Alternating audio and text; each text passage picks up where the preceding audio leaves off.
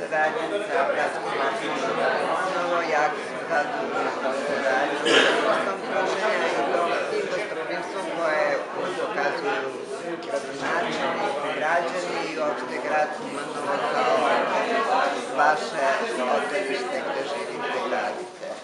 Grad nešto mnogo vam se ne menja, ali je lep.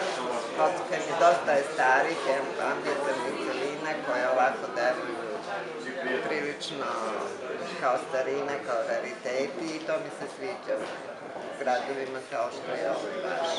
Imate dobru kuhinju, imate vesele ljude i to je jedna saradnja više nego dobro.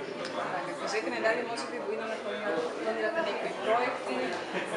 Da, danas smo pričali, što je danas prisutno iz više gradova koji su pratili sa Kumanovom, imamo namere da proširimo tu našu posebnost, što je dosta žena prisutno danas, a ja konkretno u Beogradu vodim mrežu, odborničku mrežu na mojoj opštini i u isto vreme u parlamentu. Tako da je to nešto novo za žensko i preduzetništvo i uopšte politički rad. Da ćemo tu vrstu razmena da uradimo i za vaše grade.